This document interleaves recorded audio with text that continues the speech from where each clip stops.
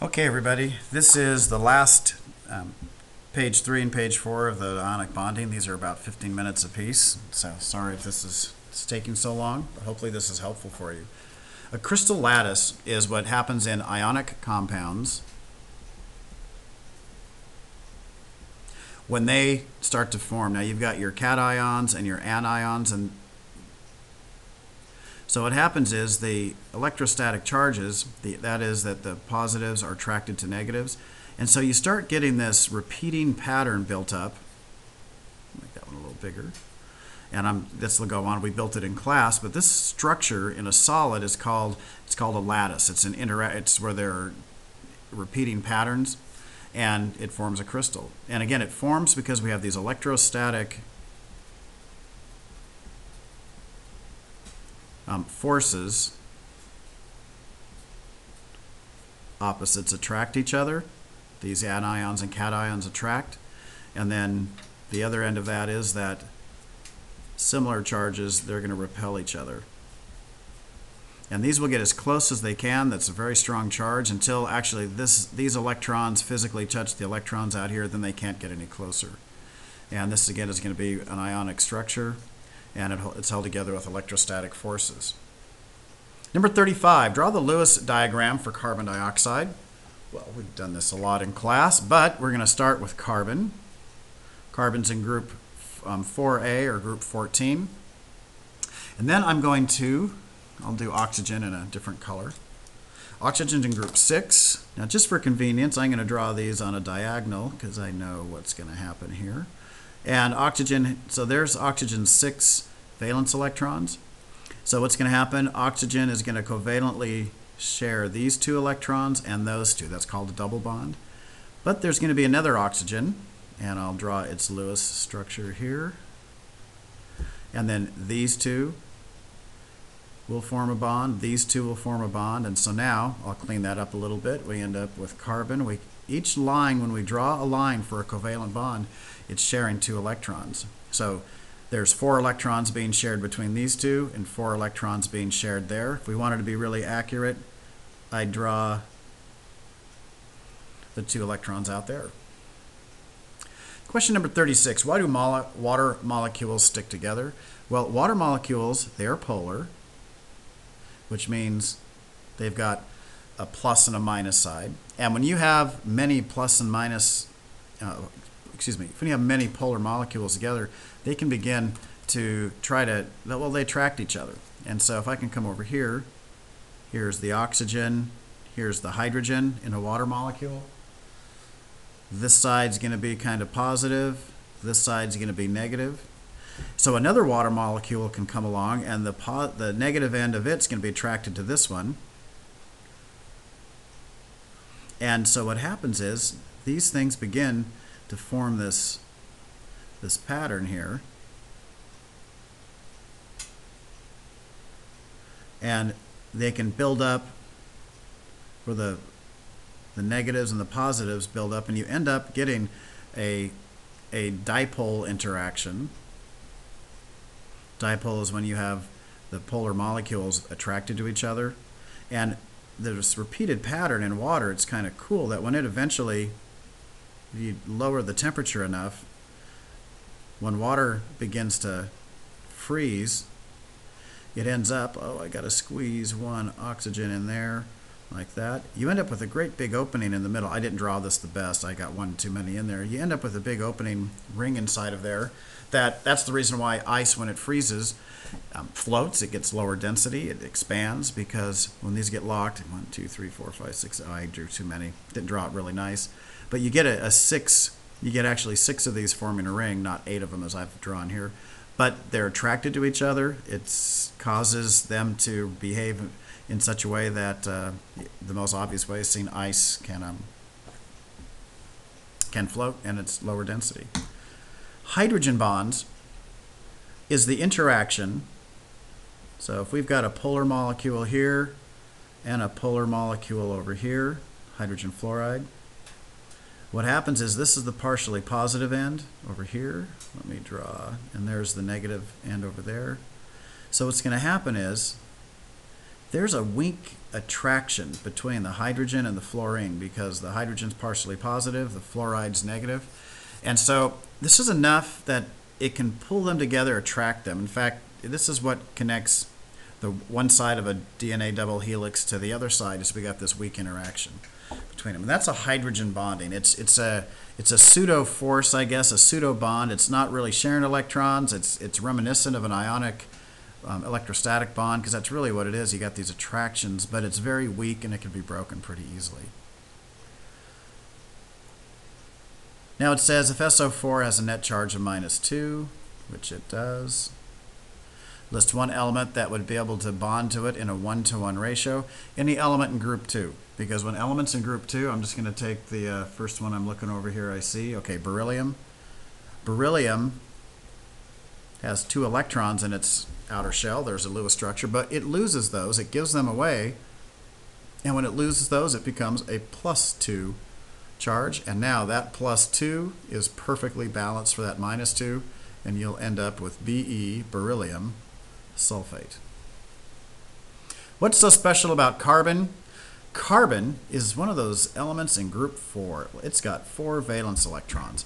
It is just as easy, if you're thinking ionically, it's just as easy to steal electrons as 4 electrons as it is to get rid of 4 electrons. It makes it so it's really easy, though, to share electrons with other elements. When hydrogen comes along, each of these lines, again, represents 2 electrons being shared. It has 4 ways it can reach out and connect. And so carbon can form very interesting patterns in nature. They can be really long. Starch molecules are just long chains of carbons, hydrogens, and oxygens. But you can start getting these really long structures formed. They make a really good skeleton. And it's because they have a valence of, they have 4 valence electrons that makes them very, very adaptable for making nets and chains and such. The 7 diatomic molecules are, let me find my periodic table here. There's 7 of them. You start with hydrogen. I don't know if I have my notes handy here so I can show you real quick. There they are. Good. What a break for us. So the 7 diatomic elements, we start with hydrogen over there. And then starting with atomic number 7, nitrogen. Just imagine, here's the number 7 right in here on the periodic table, starting with nitrogen, atomic number 7. So just the key term there is 7. We got nitrogen, oxygen, and then the halogens, fluorine, chlorine, bromine, and iodine. So those 6 right there, along with hydrogen, are the 7 diatomic elements, the elements that can form covalent bonds with each other and be fairly stable. Nitrogen ends up being a triple bond. Oxygen is a double bond. Fluorine ends up just being the halogens make single bonds with each other.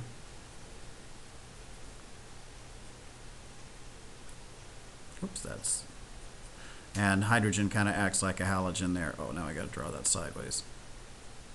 But what's interesting is that you get triple bonds with nitrogen and double bonds with oxygen. So those are them. You may have a question like that on the test, or it may just say, hey, is oxygen, can it form a diatomic molecule? Diatomic, 2 molecules, 2 atoms in that molecule, excuse me.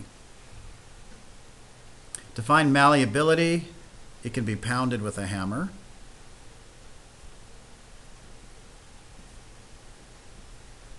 That's because it has that sea of electrons surrounding it.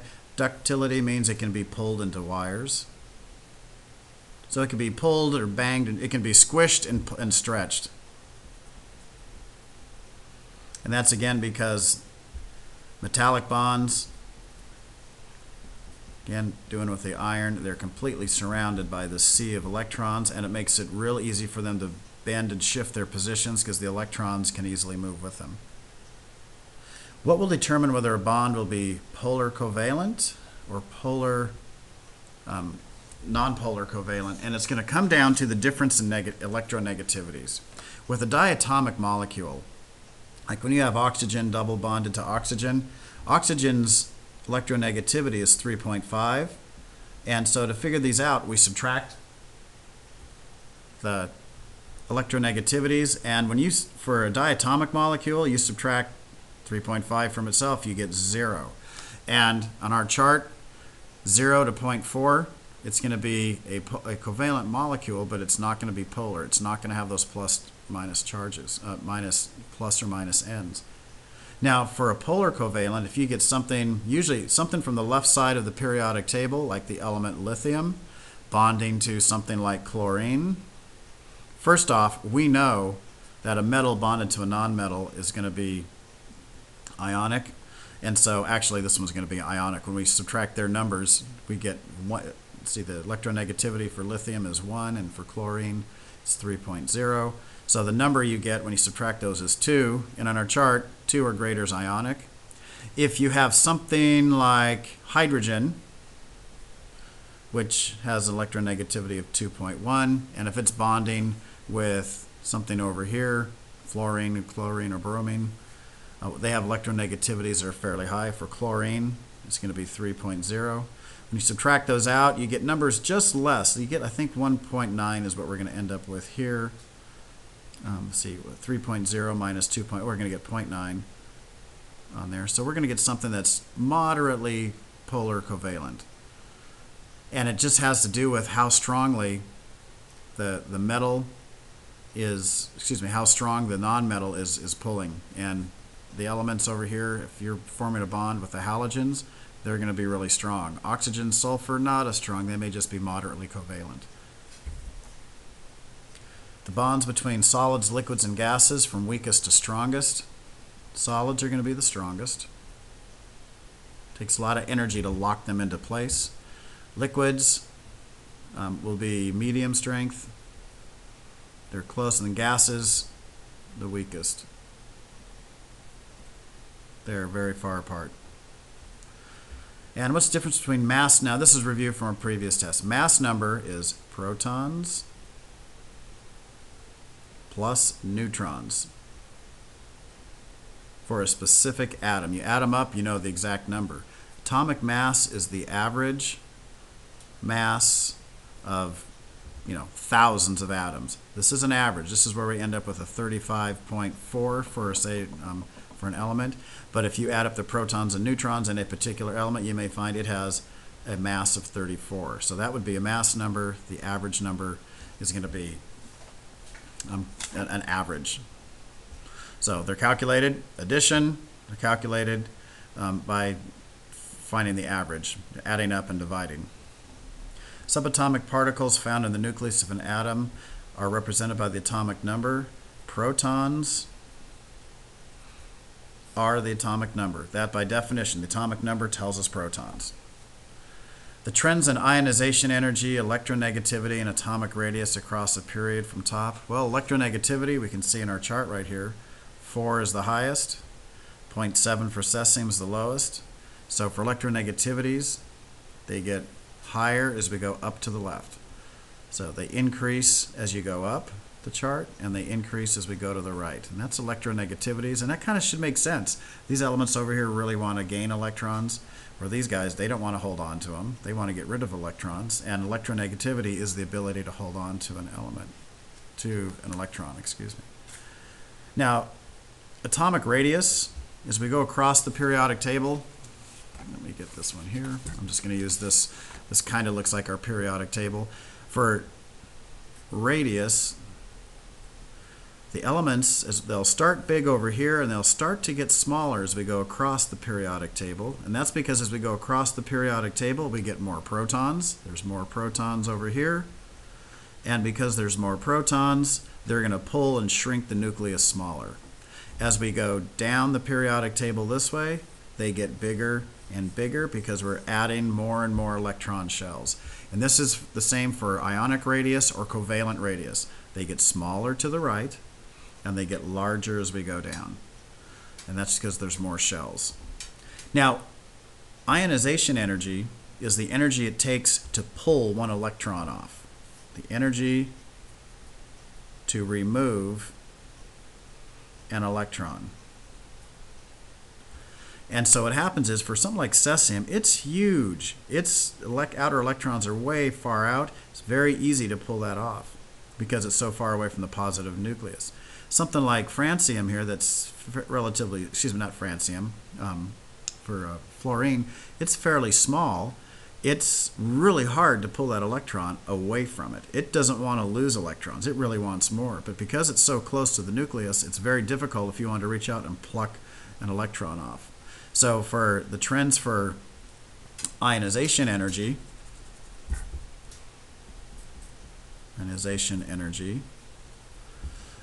is they're going to increase as we go to the right. So they're going to get, bigger this way.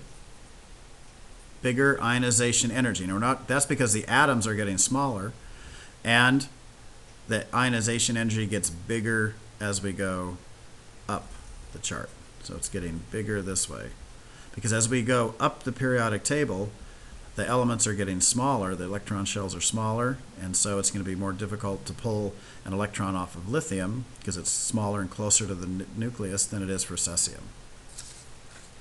What groups have the highest and lowest ionization energies and why? Well, coming back to this, the highest ionization energies are going to be the halogens. They don't want to get rid of their electrons. They're trying to gain electrons, in fact, when they ionize, so highest ionization energies.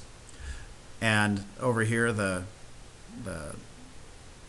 metals over here, the alkali earth metals, they're going to have the lowest because they're a little bit bigger. It's easier to pull them off. So as you go across the groups, easiest group to pull electrons off, then it gets steadily harder, and then it's hardest all the way over the right side because the atoms are getting physically smaller as I've drawn them here as we go to the right. So it's harder to pluck an electron away from the atom when its nucleus is so close. Almost done, yay. What groups have the highest and lowest electronegativities and why? Well, here's our electronegativity chart, and the halogens have the highest electronegativities because they really need electrons. They need one more electron.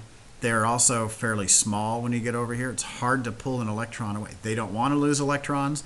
They're closer to the nucleus. They keep them. So which groups have the highest electronegativity? It's going to be the halogens. And then the lowest is going to be over here, the alkali earth metals. And in this chart, you can actually see it in your notes. Which groups have the highest and lowest atomic radii and why? Well, again, I'm going to do this, throw this map over here. When I drew these out, I'm going to erase the stuff from ionization energy. As we go to the right on the periodic table, the atoms get smaller because there's more protons as we go to the right, and they are pulling on the electrons to make them smaller. As we go down the periodic table, the elements get bigger because there's just, here we've got the 2s orbital, the 3s orbital, the 4s. They just have more orbitals. My analogy is as you go down the chart, you're adding more and more overcoats. You're just physically getting bigger. I used an overcoat analogy for that. Sorry. So there's electronegativities. 50 and 51. Of the following elements, which has the smallest radius? So if we're setting this up like this, calcium, scandium, strontium, or yttrium. And let's see, well, the yttrium is going to be way down on the bottom of the chart. It's going to be huge. Let's see, we want to get, first off, calcium is going to be right here, and strontium is down here. Strontium is going to be bigger than calcium. So in this battle between calcium and strontium, strontium's winning. Yttrium is going to be really big.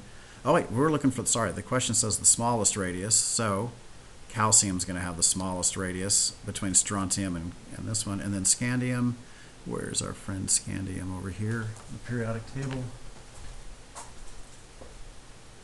Scandium's right, oh yeah, right next to. So now between calcium and, scandium would be right next over here. It's not on that, these are just the representative elements. And calcium's going to be bigger, so scandium would be the smaller one because it is to the right of calcium on the regular periodic table.